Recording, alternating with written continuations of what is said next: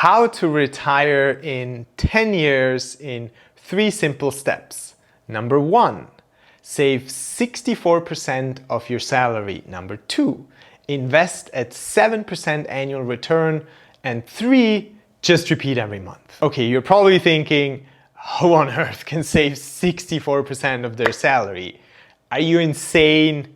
And yes, this is a very high number, but let me show you some shortcuts to financial freedom. Plus, there is one key ingredient that nobody really talks about. Watch the entire video to find out what this is. Let's jump straight into an example. Meet Anna. She's making $8,000 a month and she's able to spend only $2,800. The currency here is irrelevant. This can be US dollars, pesos, Swiss francs, rupee, any currency really. We're just going to focus on the absolute amounts. Given that 8,000 is her income and 2,800 are her expenses, this means Anna actually saves 64% of her salary, or in other words, her savings rate is 64%. Great, but now the question is, how much money does she actually need to retire and how long will it take her to get there? It turns out she will need $864,000 for financial freedom, and it will take her exactly 10 years to financial freedom. I will show you in a second how to actually calculate on those numbers, but let's look at John first. John makes $5,000 a month and he spends $1,800. So this puts him at the exact same savings rate of 64%, or in other words, he saves 64% of his salary. How much money does he need to retire and when will this be? Well, good question. It turns out he will need $540,000 for financial freedom. This is a different number than Anna, but, and here's the but, it will take him also exactly 10 years to retire. I hope you can see where this is going. They both have totally different incomes and expenses, but they share one thing in common. Their savings rate is exactly 64%, and this means they will retire both in exactly 10 years. The savings rate is the #1 factor that will actually determine the time to financial freedom. I am sure you're curious to know your savings rate and how long it takes you to retire. Especially, how long will it take you to retire if you don't save at 64% savings rate? Hi, my name's Michael and I'm from Truth Walker. I am financially free and I'm very passionate about freedom and authenticity. Let's look at financial freedom and how you can achieve freedom to spend your time doing what you love most. What you need to know to calculate your time to retirement are really 2 things. One is how much money you make every month, your income after taxes, and 2, what are your expenses? So how much do you spend? We will also make 2 major assumptions. 1, you can invest your money at 7%. This is a big assumption, but it's actually easier than you think. Check out my video in the description below where I talk about how exactly to invest at 7%.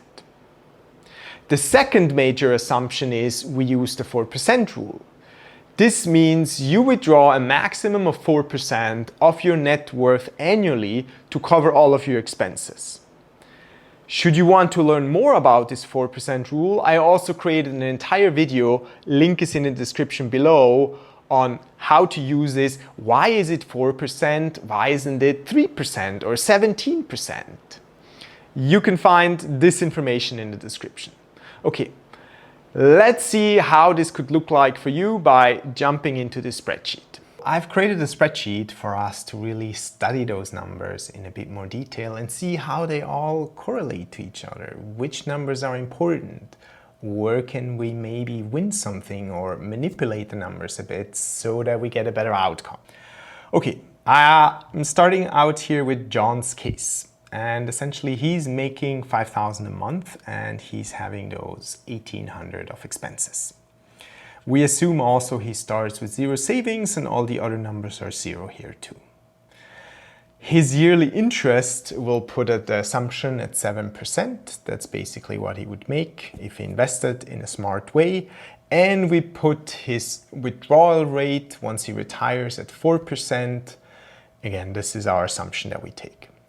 If you use all of those numbers, you will be able to calculate all the rest. So essentially his savings rate, which here is 64%, and the 540,000, which we've already heard about, which is basically what he needs to retire.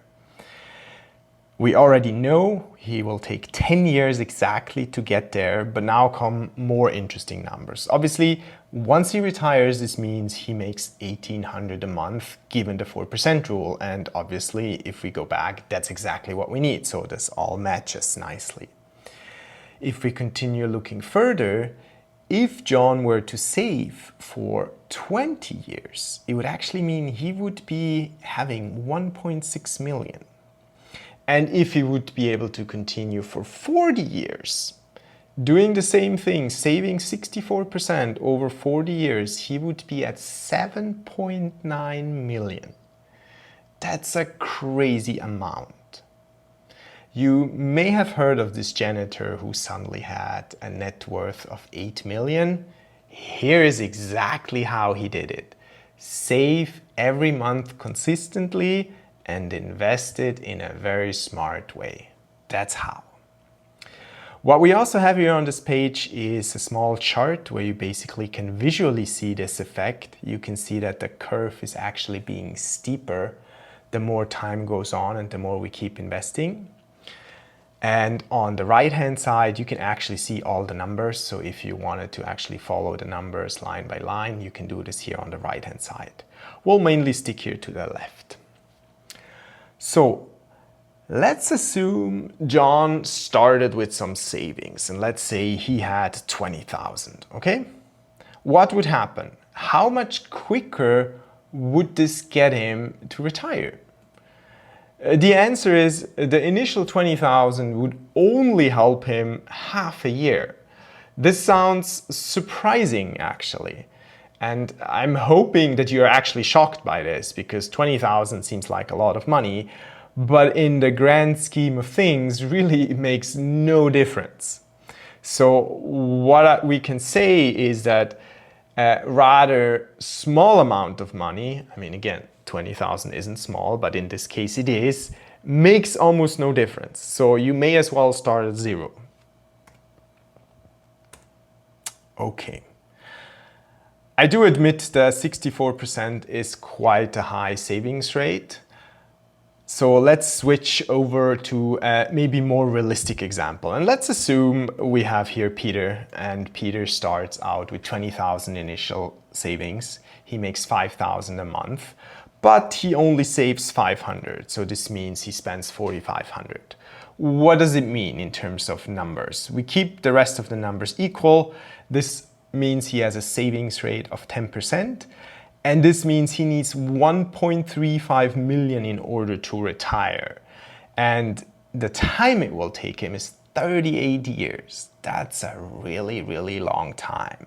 Obviously, the monthly rent he would get, if he would get to the 1.35 million, would be 4,500. This is expected. And after 20 years, he would be only having 330,000. Again, this is a small amount of money every month, or I guess a small percentage of your total income. And then after 40 years, and here actually again, you see this effect of having a large amount of money. So once he is at 1.35 million after 38 years, only 2 years later, he has almost 200,000 more. That's a lot of money to have additionally, just after 2 additional years. Again, this is the effect of the curve here in the end. And that's also why the first few 100,000 are the hardest. Later on, it actually gets easier. Okay, so that's also why at the beginning it may seem like you get nowhere, but you really need to stick through it, especially at the beginning. Let's use here Peter to study what happens if Peter saves more money or makes more money. What's more relevant, okay? And let's just say he manages to save 1,000 extra, so his total expenses would drop down to 3,500. And you can immediately see his savings rate increases to 30%, and thus his year also to financial freedom decrease. So let's quickly jump back. So he basically gains almost 16 years with this additional 1,000, and that's a huge gain, okay? If we look on the other side and just say, okay, what happens if Peter suddenly makes 6,000 instead of 5, so just 1,000 extra in terms of income, it puts his savings rate at 25%, which is 5% lower. And that's because the savings rate's lower, also his years to financial freedom is much higher, so it will take him longer. So we can then conclude from this experiment that the main contributing factor really is the expenses. So if you can cut down the expenses, it's actually much better for you versus making more money. There's a second effect actually that happens with making more money, is that the moment you make more money, you are in some way inclined to also spend it, because it comes with a change of job, a change of environment, a change of culture, and change of colleagues. So there's going to be some sort of peer pressure. So the easier part really is to try and save more.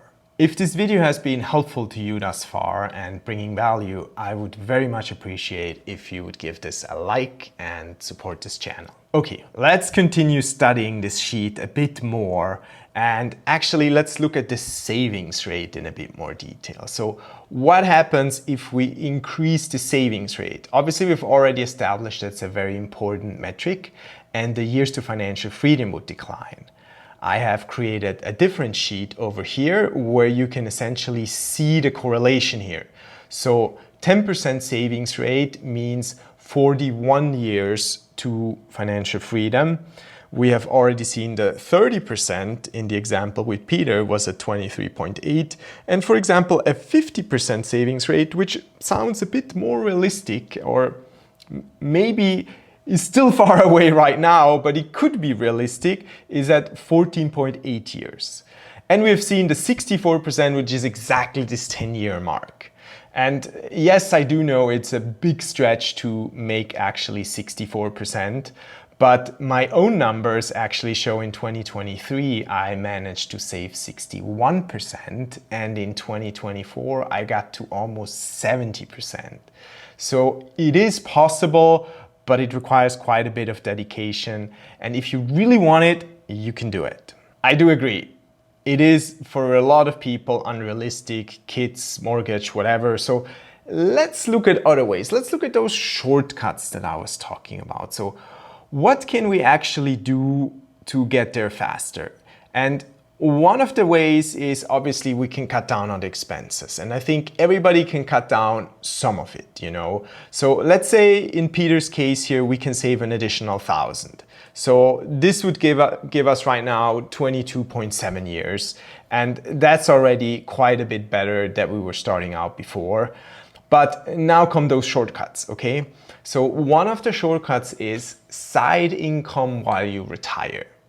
You are going to have a lot of time once you don't have to work anymore, and you'll have to do something. Maybe you start diving and you become a dive instructor, make money this way, or maybe you become a YouTuber, or maybe you're a photographer, or you find whatever other job that really truly fulfills you, and this will give you some income. This example, Peter manages to make an additional 1,000 by following his passion of photography, okay?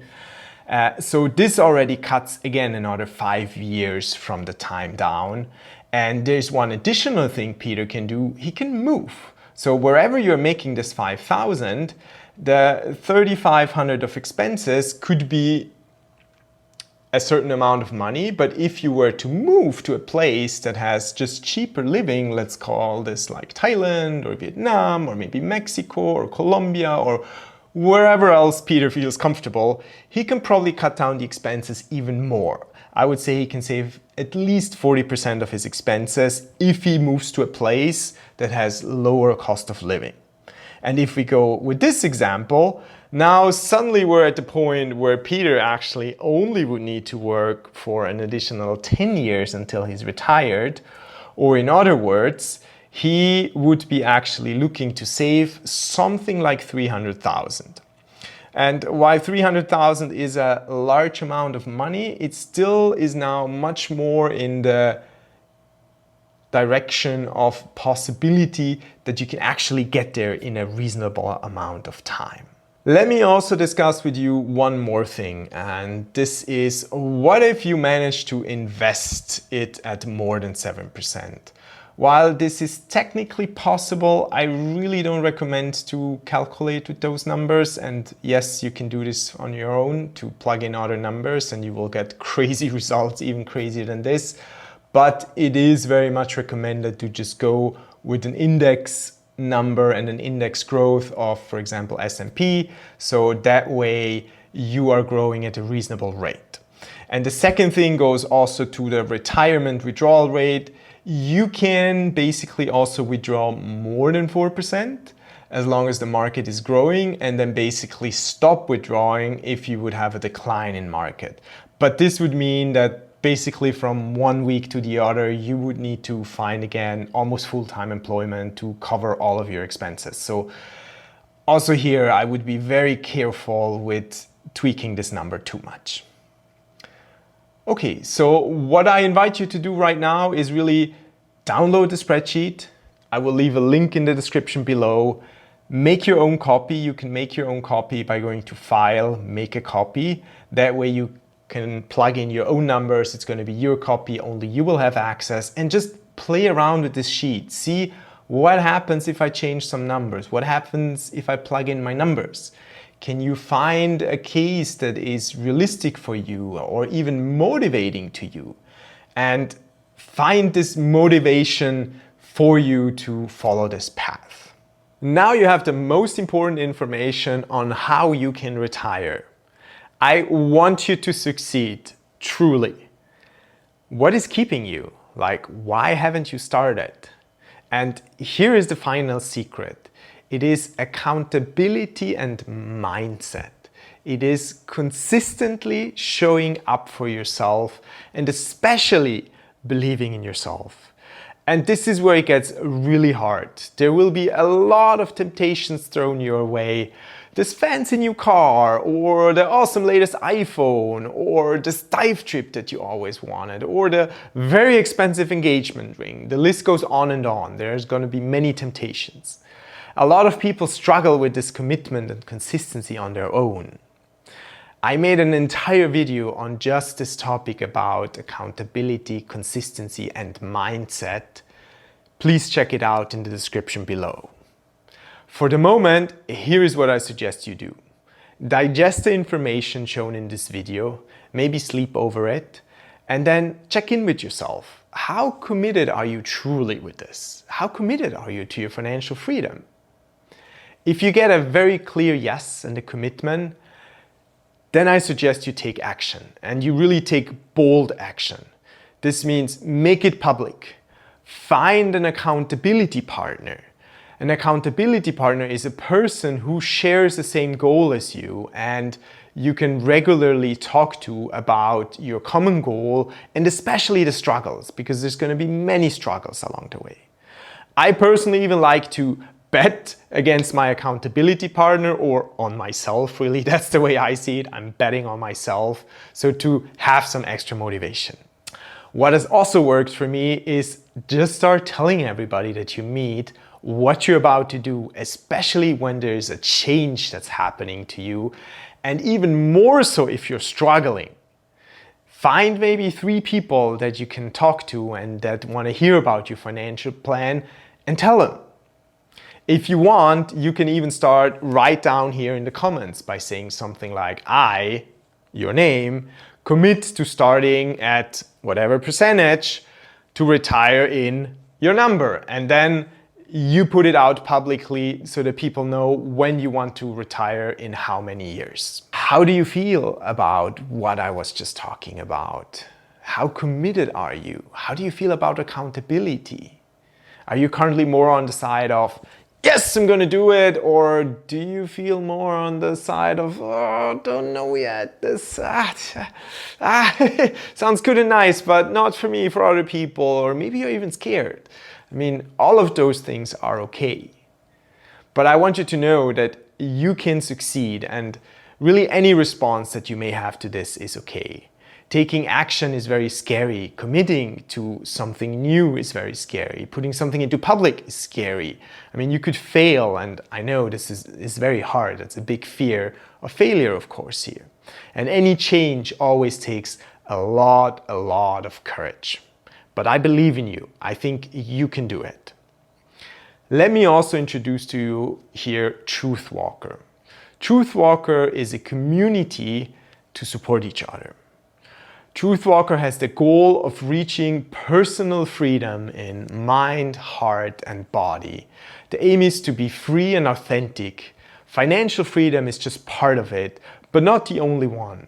Join the community and walk your path together with other like-minded people. Share your struggles, share your successes, share your joy, share your fear with other people who are just on the same path as you are.